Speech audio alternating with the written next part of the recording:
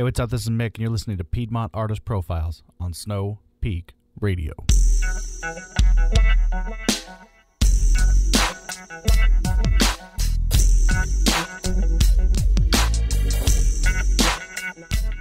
All right, what's up? Welcome back to Piedmont Artist Profiles. A real quick episode here with Grade A Grooves. I've been real covered up at work, and I'm hoping to get caught up and start cranking these out a little more frequently.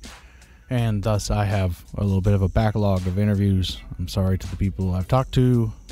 I'm going to try to get them out. I'm going to do this. I'm going to keep on keeping on. First thing, though, shout out to failoverradio.com. Failover is a streaming music provider featuring local and regional artists. They're right here out of Concord. I met the dude who runs it, and then Uncle Tree from Grade A Grooves actually works there. They do a really good job of putting out local artists and indie artists, and I actually just hit pause on that to cut this voiceover. So I went out to two shows last weekend. I went to the Visualite to check out Late Night Special, as well as a couple other bands that escape my brain right now. And I did get a chance to talk to Fred Heinz, lead singer of Late Night Special, and I'm going to put that in an episode down the road somehow, some way. It was only a couple minutes. It was a weird night. Like, I ended up having an asthma attack, and I'm still having some problems right now. And so coupled with the fact that I've just recently started wearing glasses, like, the older I get, the closer to Piggy from Lord of the Flies I become. And I finished up the night up at Petra's with The Lady Comes First, Rinaldi Flying Circus, and Fire Marshal Bill. I'm planning on writing up my a little article kind of blog thing on that, but I'll leak this part. Where the fuck was everybody? Both shows were nearly empty, and that is through no fault of the acts or the promoters. It's been pushed everywhere. People say they go into them, and it's I got a rant for a little bit. That's kind of what drives me nuts about Charlotte. Is it's kind of finicky, and it's nothing against anybody in the scene. The artists are doing their part. I just don't know where all the people are. And that's part of the purpose of this show, I hope. If nothing more than to grow the community of artists in Charlotte. And then we can all work on trying to figure out how to bring people out to these shows. I think that people in Charlotte look at art a little different than I personally and a lot of people do. I view art as, when I view it or experience it or listen to it, it's I'm paying for that service, right? I'm patronizing the arts. It's a phrase people have gotten away from, but really, even the people that showed up at Woodstock are patrons, right? That's how artists make their money so they can do the things that we enjoy to enjoy. So I feel like the Charlotte scene tends to be people going to events to be at events. And it's not to patronize arts, and it's not to necessarily enjoy the arts. It's to be seen at a certain place. And chances are 100% of the audience that's listening to this right now are not those people. But how do we get those people to understand that if you're shopping at a farmer's market because you like to support a local economy, then you should be going to local shows to support a local economy. You know, a handful, a couple thousand families deciding to spend their entertainment value 100% on local music and art. Think of how much money that is into the pocket of artists, and that's people making a living, right? That's an economy. That's those people then buying stickers and t-shirts from everybody else. If we're gonna get into this thing, which I believe in 100%, where we do a local economy, then how do we convince our friends and neighbors that art is part of that? Just as they would shop at a boutique that was locally owned with locally sourced clothes, or you would go to a farm-to-fork restaurant that was locally sourced through local farmers, I believe that the angle to take is that you are doing the same thing when you visit local music. So if anybody listening to this has an idea, even if you're not, I got friends that listen to this in Washington, California, all over the country, what do you think we can do? I hope I'm not being too much of a kind of a dick about it, but I don't understand it. It blows my mind every time I go to these shows and I see these just wonderful artists that are doing the things they need to do on social media to promote their vision. They're getting the responses on social media. People say they're going. And then you get there, and I mean, if you have 60 goings on a Facebook event in Charlotte, most of the time you'll get 20 people from that. So anyway, any ideas of what I can do as a non-artist? I'm strictly a patron of the arts. Send me email to snowpeakradio@gmail.com. Check me or leave me a message on Facebook, the Piedmont Artist Profiles Facebook page. Tweet me. A lot of y'all have my phone number. You can text me. Whatever. We gotta grow this scene. This has got to be a thing. We got to convince these people that are spending their money on national acts to spend their money locally. Even if we get them to do it 70% of the time. I mean, that's a chunk, right? That's a lot of us. A lot of you guys enjoying a cold beer at Birdsong, happy and living as an artist, which is what most of you have in your hearts. So that kind of leads a little bit into this.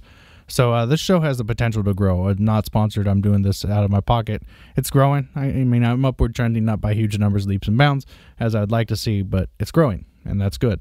A thing I would like to do and just put out there into the ether is I'd like to bring a couple people in, volunteer, obviously, to help cover some of these local events. There's great shows going on all over Charlotte, and I can't, obviously, I tried to go to the two venues, the Visual Light and Petra's last weekend, and it just didn't work. It was too much running around, and it wasn't fair to any of the people I was trying to cover. So if you are interested in helping, all you got to do is send me also an email to snowpeakradio@gmail.com, again with the Facebook message, text, whatever. All you'd really be doing is interviewing acts, doing maybe a short workup, going in and taking in these shows, these events. I'll get you tickets, and I'll work on the access for you, whatever you need. I don't have mics for everybody, but if you can just use your cell phone with a good recording app, there's a couple of them out there I recommend. That would be perfect. Now on to Grade A Grooves. We did this interview on the back porch of the Grade A Jam Space here in Concord. My battery died about halfway through, though, but it's still a really fun interview. I dig chilling with these guys, and it's great. Like, they got this whole Dukes of Hazzard thing going on with, like, Fro and Tree are like Luke and what's the other guy's name? It doesn't matter. And then Bam Bam, the drummer's like Uncle Jesse, and it's just a really great dynamic and interesting. And like I touch on it a little bit in the interview. I've only seen a 30-minute show of theirs, but in that 30 minutes, they probably played 80% original stuff. I only remember one cover, and that was No Woman, No Cry, I think. No, Shot the Sheriff. They're out there playing like 2-hour sets too. So, and that's the same thing, like 70-80% original stuff, which is just really impressive. And that's what I like to see and hear. So on with the interview.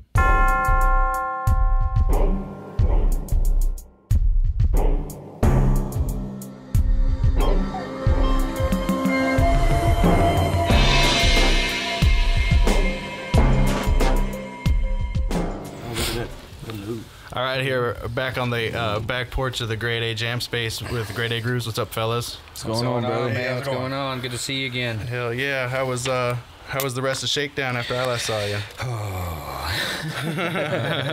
I don't even remember, man. Perfect.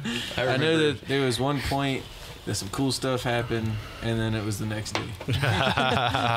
That's about perfect. So, what's the backstory of the band? How did you guys all end up together? I know a little bit about the Bam Bam story, but you two for starters. Well, it started, I guess, originally we were friends for a long time, I guess a couple years, and at least, like, I don't even know how long. Ooh, look at that, it's picking it up. But, yeah, so we were friends for years. We started working together at O'Reilly's, actually, an auto parts store. And we always it started off like he just hit me up and was like one day, hey, man, you want to get together and play some music? And I was like, sure. And so me and a group of my friends go over there to play music. We pull up, and we see this guy walking out with a big afro and, like, carrying his guitar. And my friends were like, who the hell is this guy? And they were like, dude, we're not playing music with him. And I was like, what? For real? I was like, I told him I'd come jam out with him and I'd bring some friends. And they're like, no, we're not going to. This guy looks weird. We're not hanging out with him. So, like, they pretty much ditched me and left me there at his house. And it ended up being one of the best friendships I've had in my entire life. That's awesome. True that. Like, straight up. So then we just kind of, a couple years down the road, I was playing with this funk band for a little bit, and then they pretty much fired me from the band because they wanted to make a thing called trip hop. I don't know if you've ever heard of that genre of music before. Yeah. And it's not anything I'm particularly fond of. Right. But, yeah, so they wanted to start making that kind of music, so fired me. So I literally called him the next day and was like, dude, meet me for a beer, and we're going to discuss how to make a band. And here you are. I had just gotten out of a cover band that I'd been in for about 3 years that did, like, 5 shows because there was no dedication in the band, and finally I was parting ways with that. I was shutting everything down, and then he says, yeah, meet me for a beer. And I was like, all right, sure. And he says, what instrument are you playing? I said, well, I just started learning to play the bass, so I'm going to play the bass in this band. And he said, great, because I'm playing guitar. And then drums were all we needed. So how long ago was that, or was this all? This pretty is literally recent? like a year. April Yep. was when that happened. We kind of got together and started practicing at a shop that I was working at the time. They're really nice people, Automotive Anything, really cool people. They let me use the shop after hours to practice. So we got together and just started making this rough collection of noise that eventually started making songs. And basically hit up Craigslist. This man's whole life kind of bases around Craigslist, honestly. But yeah, he hit up Craigslist and put out an ad. And like, it's crazy because you talk to all these people who make bands, and it's like they have such a hard time finding people to make a band. So we put one ad out, and like 6 dudes show up for an interview to do this, and we're like, what the hell? Like, this is awesome. So we interview these guys, and we got this awesome dude named Joe, and he joined us. And amazing voice, hell of a guitarist, hell of a drummer. Like, dude's just all around amazing person, And he basically kickstarted the project with us, and then he had to head on his way with a bunch of kids and stuff, kind of interfere with life got in the way. Yeah, life got in the way, So put out another Craigslist ad. Yeah. And we're sitting there, and we got once again like 6 more people. yeah, another 5 or 6 people showed up, interviewed a bunch of them, and this man right here come out of the woodwork and blew us away the first time we played, and we legitimately just had to be like, pretend like we didn't want him in the band, but after he left, we were just geeking out like little schoolgirls. Just, man, that dude was amazing, and now here he sits with us. What's going on? What's been about 6 months since you joined with us. Of course, they're talking about the drummer, Mr. Bam Bam. Yes, I think about 8 months now that he's been with us, and because it was right before Christmas, right? Yeah. Yeah. So yeah, it's been about 8 months now, and it's been the best 8 months that we've had as Grade A Grooves. Right on. Probably about the best 8 months I've had as a musician ever. Yeah, so he's it's been amazing. Great addition to the band. We've somehow, since he come in, he just brought the sound that was. We kind of had this idea of what we were gonna make, but it was still very loose, especially after the other drummer left. We were still kind of like in the midst of writing, and he comes in, he's like, all right, I'm gonna put this badass beat behind anything that you play. He's like, like the other day we were just doing this little kind of a bullshit jam thing. Like, they were talking, and I just started playing guitar like I usually do, interrupting their talking, and I was sitting there, and all of a sudden he just starts laying this just nasty pocket like beat behind it, and the next thing you know, we just wrote a song. Yeah. That's how most of it happens now. So what's your background, Bam Bam? How long you been playing? Yeah. I was one of those starting out as a kid playing on coffee cans and ice cream tubs with my dad's gun cleaning kit. Yeah. Because that's all I could do. I remember I played like Sabbath and Creedence Clearwater, and then I worked all summer baling hay and got this crappy drum set. Started playing it. I played for a long time, but honestly, as a youth, I was like totally out of control, and things happened, and I quit playing for a long time. Like I had to get into the specifics, but I didn't play for like 15 years. Wow. And then I decided one day, if my last day, if there's things I wish I would have done and didn't do, I got one person to blame, and I'm looking at him. Right. So I decided that I'm just going to start playing again, no matter who says what. Right. And I bought another crappy drum set and started playing in this shed with no air. And sweated my brains out, lost some weight back then. And I got into a cover band with a good friend, actually still, Stefan Wilmert. Will Wilmert, yes. He lives in Statesville. It's a guitar player, really good guitar player, cover band. But, and I moved on to different bands.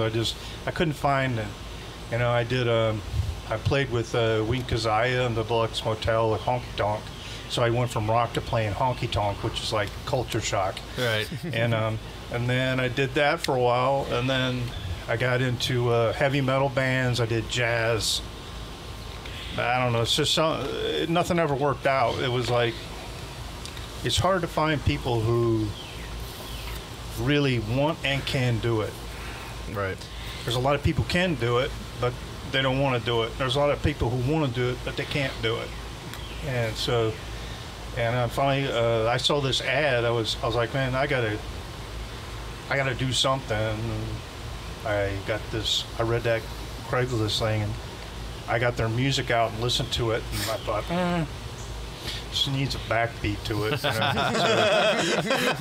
So then I just practiced the songs. They're really, really good songwriters, and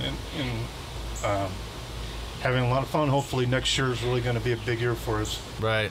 So what brought you down? You're from Ohio originally. What brought you down here to the Charlotte area? Art Institute at Pittsburgh. And then after that, I owed so much money, I had to go live with my parents. And they were down here.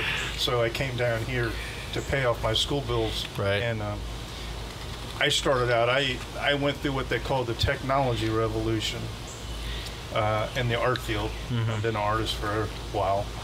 And we did everything by hand. You know, you had colored pencils, markers, paint. Keeping Crayola in business. And then, you know, it was like, well, you know, you got to learn this. You got to learn this or find another job. So I never had any lesson on a computer. It was just thrown in front of me, and it had a boss sitting there going, you know, hurry up, will you? Yeah. So, and then I just kept going, and anyways, that's how I ended up down here, and then I ended up doing NASCAR t-shirts. Oh, yeah. That's awesome. So one thing that strikes me is, so you guys have been together for, you said about 8 months? About 8 months, yeah.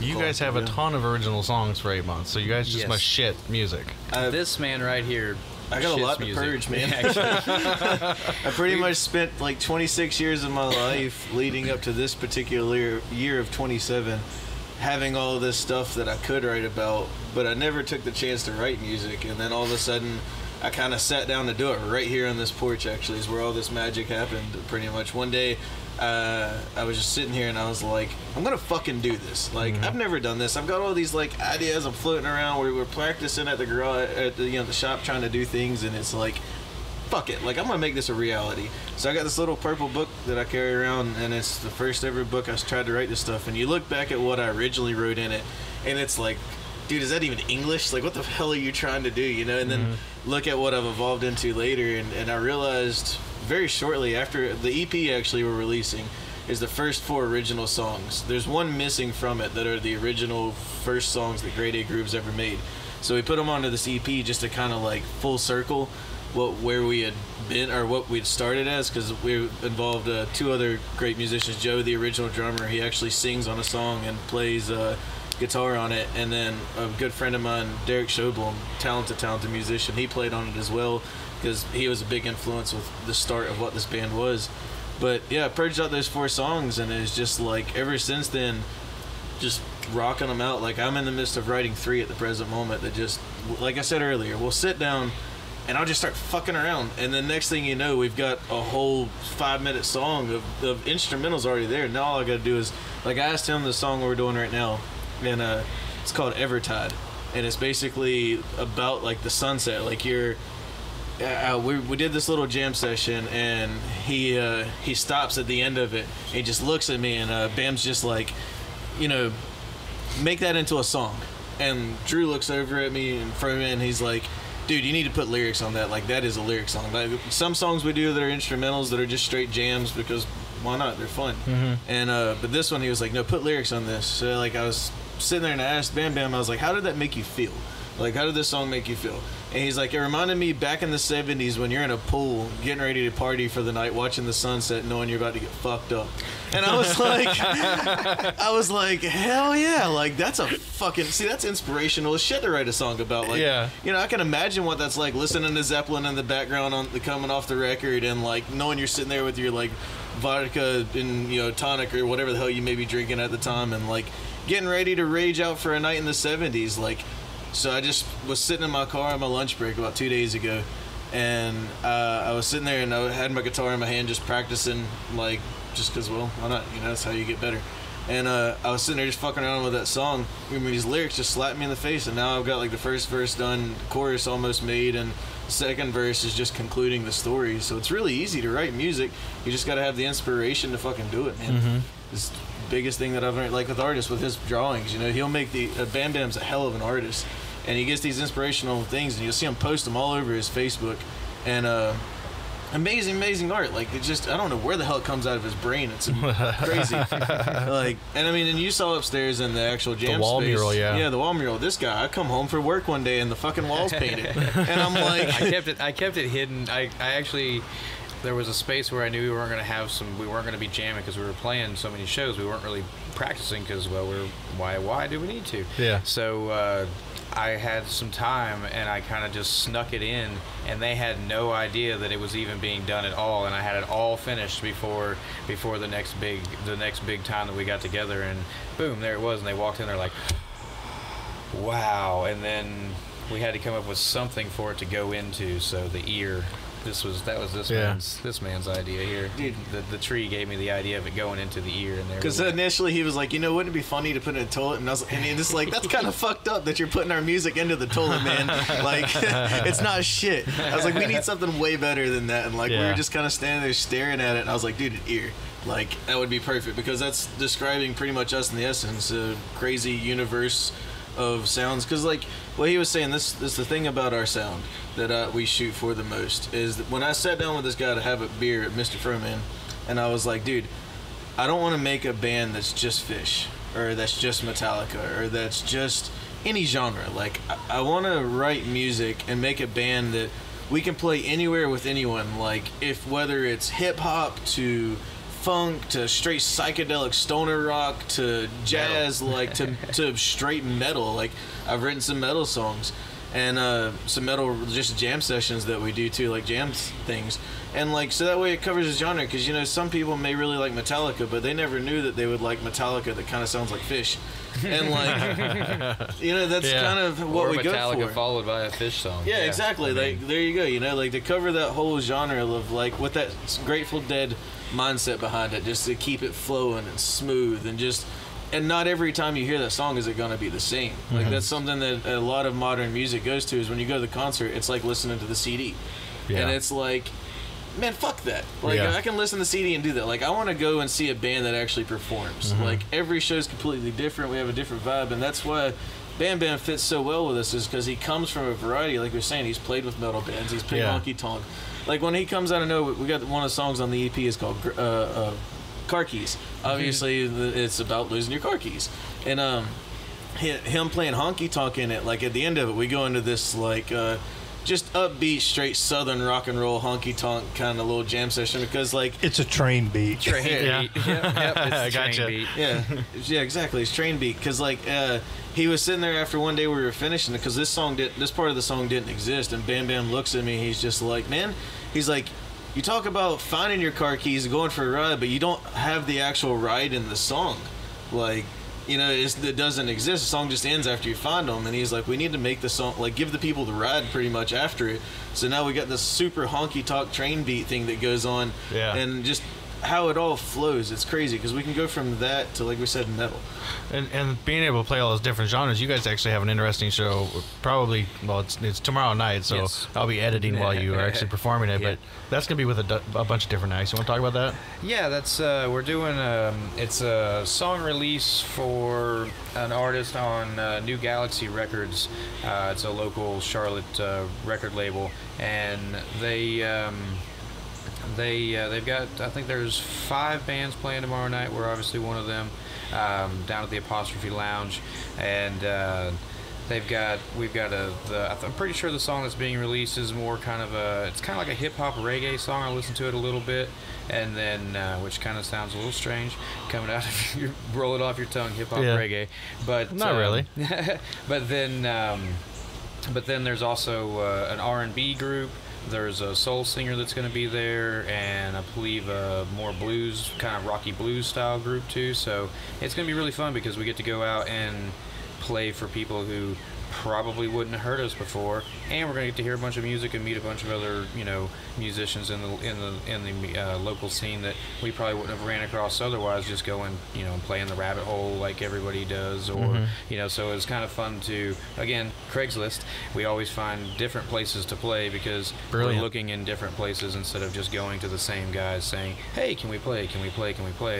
We want to play all over Charlotte and then get out of town and play all over there too. So, but this seems like it's going to be a fun mix of bands, I do believe. So yeah, tomorrow night's going to be a good time. So this question probably goes without saying, but you guys, the stars are the limit, right? Like you want to go big. We're going for it, man.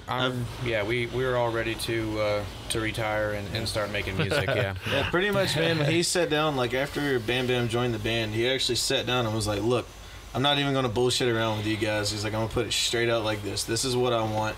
And he's like, I want to be able to, when I retire, just play music every single day. And he wants to be committed with a band that is going to do it. And me and Furman, we pretty much set out the goal when we did this. Was like, look, man, I want to do this for a living. Like, the end. Like, I want to play shows everywhere and then do whatever the hell. Because, I mean, he's a massage therapist. I'm a mechanic. Bam Bam is one hell of a professional artist. So, like, we have the ability to make money elsewhere. But, like, we all want our life to be centered around literally just traveling around playing shows and making a living from it. Doing the one thing that all three of us love and are passionate about more than anything. So it's more about the art, not about the fame. Oh, fuck the fame, man. I love that. Famous. I'm already pretty famous in Charlotte, so I'm not worried about the fame. I just want the art. Yes. It's been my observation since I've been in Charlotte since the 80s, and I used to go to Moorhead Junction on I forget where it's at now. It's in Charlotte. It's down Moorhead Street. Used to be, and I used to see all these bands there, and they were playing. Some were covers, some were original.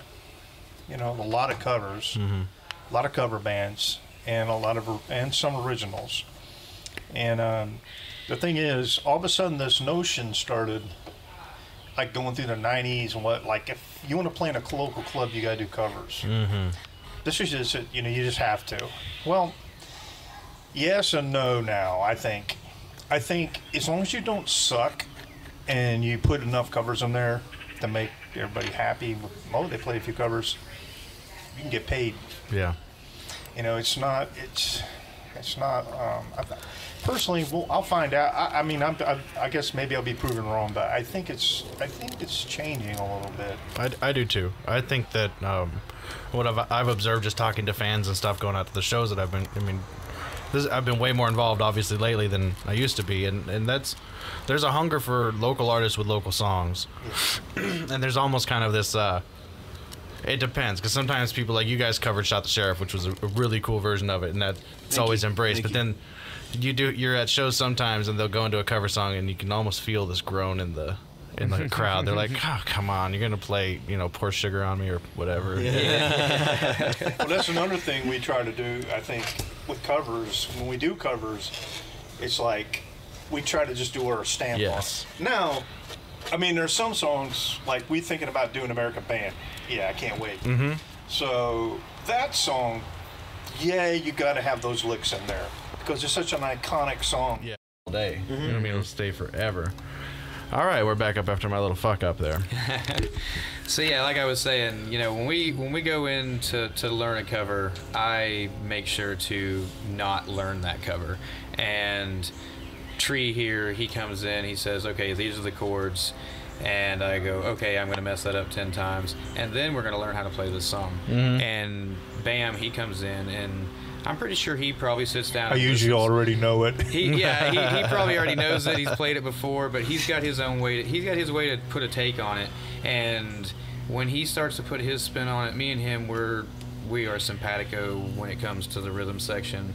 And once he gets to go in and starts rolling, then I listen for his cues, and then I start to listen to Tree's cues, and I decide to learn how to make that song instead. I don't like to hardly ever learn a bass line.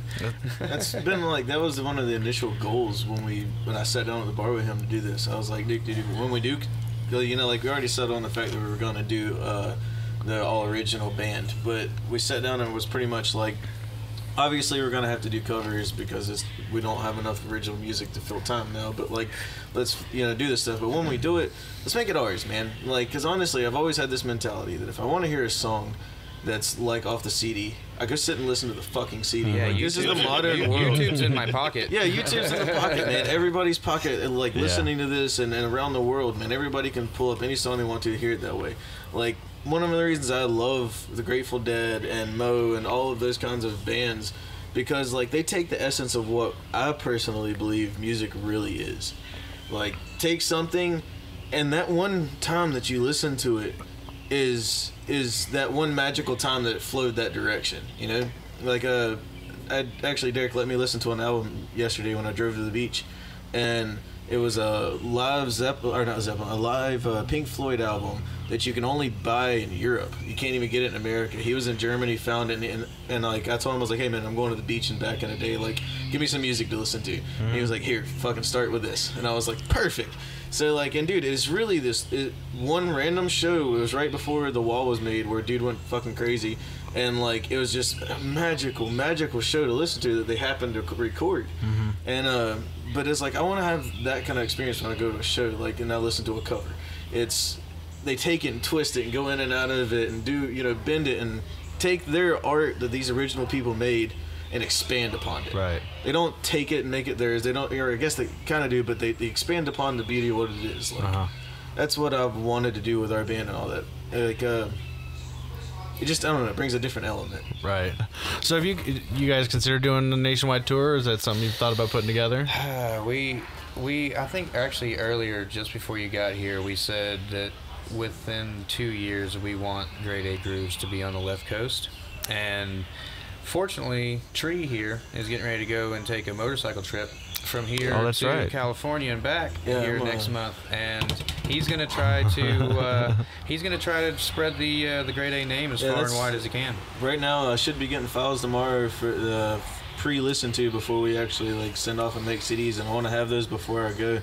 And yeah, gonna spend about 6 weeks of my life or so riding across America, going to everywhere I can go to meet all the people I can meet, especially the left coast. Like, we're gonna hit Seattle, and then we're gonna take 101 and go straight down. Yeah, which takes you through Olympia, takes you all these beautiful, all the way to San Francisco. So like, we're gonna go just straight down into San Fran. You can go to Tijuana, man. Yeah. I was gonna say, get on down to Big Sur. Yeah, Big Sur, you're gonna have to get off at Big Sur. There's been a landslide.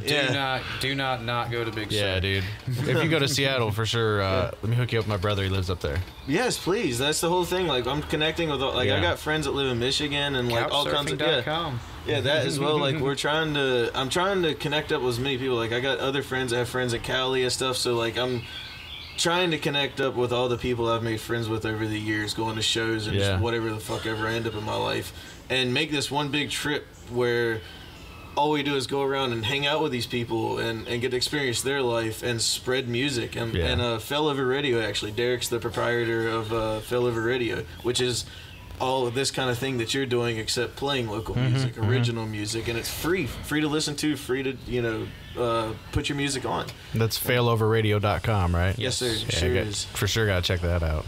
Yeah, it's all original. I mean, most of the people that you've interviewed are on it already, like on the radio station. Like Shakedown, pretty much everyone from Shakedown, and we got some new ones giving us music from the Shakedown that we'd never saw before, just to expand what it is. But we're going to spread that and both of our own individual musics as we ride across the country. Awesome. What's your next... Oh, go ahead. Oh, no, I was going to say, I was just sitting here thinking, I think another cool thing about this band I really like is we all come from different eras. Yeah. Different times. So each of those times within that time had its own special moments with music. And so I come from back in the days when, Zeppelin was really big, and I listened to Sabbath, but I also really loved Neil Young. Love freaking Neil Young. I used, so he had it, he did this interview and he was talking about music the way it used to be, Neil Young was, and said that it used to be when people got music, they used to get 110, 120% on the album. They used to get that when they listened to it. He said now they get about 5%. Yeah. Because it's choked out he said it goes down a long tube and spits out and goes poof and it's done. Talking about what bands actually get, what's happening now. And so, as far as I know, like with us, it's like we're not trying to really, personally myself, I don't care about a label because what it takes is to be able to fill a room. Mm-hmm. If you fill a room and got fans, the labels start coming to you. Yeah. And they don't ask you to change because you can already fill a room. Well, and also right now you have so much creative control. You don't. Hopefully, I never end up interviewing a label, and this bites me. But kind of fuck a label. You don't really need it. No. Not now. The internet. Mm-hmm. The internet has a lot to do with that, and Mm-hmm. I know that's why the music industry has, in my opinion, from my views, having such a cow is because they're losing that grip. Yeah, but more music's getting out there. I don't know if it's better, but more music's getting out there. So like, I mean, my brother who lives in Seattle after the Shakedown episode is now checking out like the Wormholes and all these other bands from the area, and then he's like, oh shit, these guys are great, Nice. you know. Yeah. Yes, Indie exactly. Ghost and a bunch of bands. And another really cool thing about our setup is I can do artwork. Drew's are really good at booking. Jesse writes songs. So we got the trio. we don't And need to we pay are the somebody. label also. Yeah. Yeah. we don't need to pay somebody to do a sign for us. No. We can do it. And No. we've all got like our own special connections. We've all been around this area for a while, and it's like we're now pulling out. You remember that person you meet randomly one drunken ass night, and you just shoot the shit with them, and now they're actually like. We get to utilize that because we have all three pieces of this to make it a reality. Like we pretty much settled on the fact we're going to stay a trio and be a powerhouse. Like no other options. I would give that a thumbs up move. You guys are awesome live too. Like you. Thank you. the Thank you. wireless was a great investment. I don't know how much you paid for that, but it was a great investment. Craigslist, $60. Nice. I told you, man. All of life is based off Craigslist. I probably actually look at Craigslist 10 times a day Nice. under gigs and the music community to see what's going on in Charlotte and what I can get my hands into and what random weird thing I can do or Yeah. find or buy. Yeah. I was going to say we need to rip off AC/DC and get the real big dude to put you up on his shoulder.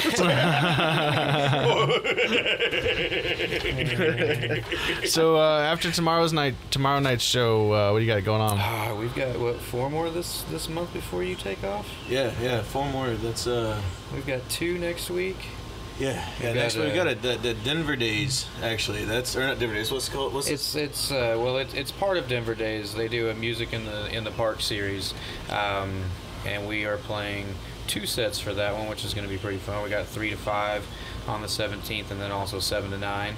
There's also 4 hours of music. Yeah, 4 hours of grade A grooves and a little break in between with another acoustic act. I unfortunately have not been told who they are, so I can't help to plug them. But they, I'm sure there will be a great addition to anything that's going on because they always pick top-notch people up there. We played it last year, and then that's next Saturday, the 17th. The 16th, we're actually going to be back down in the South End at Fideli's Kitchen with an artist showcase here in Charlotte. It's a free event.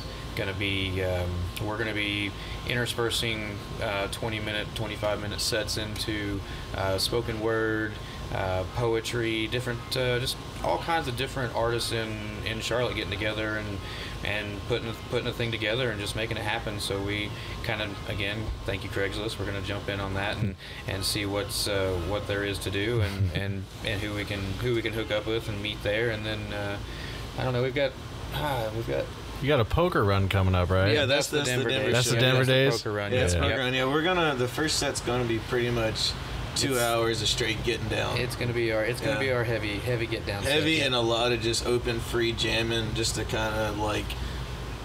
I mean, you just got done on a 5-hour motorcycle ride. Right, you wanna throw You're down. kind of wanting Time to to like purge. drink some beer and purge all that energy off. Have a good time. that's We're gonna gonna be rage fun. it out for them, and then the second set will be us just kind of like laid back, a lot of reggae, a lot of jazzy stuff. Throwing the funk just in there. Throwing the funk in, but just keeping it nice and relaxing way to end the evening off. Nice. Yeah. Well, everybody go check out Denver Days and check out Grady Grooves. What's your internet presence like? Presence? We are mainly just on Facebook right now, so you can just I was Facebook. told we gotta Grade A get on the Grooves. Instagrams. The Instagrams, Yeah, yes. I was told that's a big place, but I don't know. He yeah. does all this stuff, man. I had to like take control of the Facebook page for like what, a week? Since Shakedown, actually. Yeah, okay, because since Shakedown. I was kicked off of It's Facebook. been scary. We've been Not my scarce. forte. We've been scarce. I do feel, and I've gotten myself back onto Facebook today. So, Right. Froman Howard, find me. I will friend anybody who wants to friend me, and you will find out what's going on in the Charlotte local music scene for sure. Awesome. Anything else you guys want to plug? Fox and the Hound on the 23rd, Valentine. Series 3 of our summer series, the summer patio series. So. I remember this about Shakedown. Yeah. Like you had like the calendar. I've got the calendar in my head and on my phone. That's awesome. I'm checking it every day. That's awesome. All right, guys. Grade A Grooves. Thanks. Hey, Yeah, thank you. man. Appreciate it.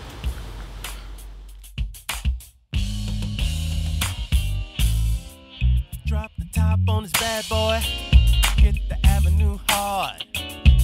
Radio blasting. First of all, real quick, the lovely sounds behind me, that would be the Hawthorns. I didn't get a Grade A Grooves song in time to put it on this episode, unfortunately. So, anyway, come on out Saturday in Cornelius to the Old Town Public House. The Hawthorns will be playing sort of a bon voyage party as they go into the studio to finish up their first album together in this carnation. All right, thanks to Grade A Grooves for taking some time out of their busy schedule to hang out for a little bit. Go and check them out. They'll be at Denver Days this weekend, June 17th, doing music in the park and then like a poker run thing. Also, check out failoverradio.com. They're doing great things with indie artists and getting their music out there. You need to support that, like I said in the introduction. Like us on Facebook. You can subscribe to us on iTunes. Tell your friends about us. And remember, people, support local arts. And once again, this song in the background, this is What You Gonna Do by the Hawthorns. Peace. My kind of scene. We parking lot pimping. Fresh as can be. Can't tell me nothing. Tonight I'm a star. The whole crew's killing it.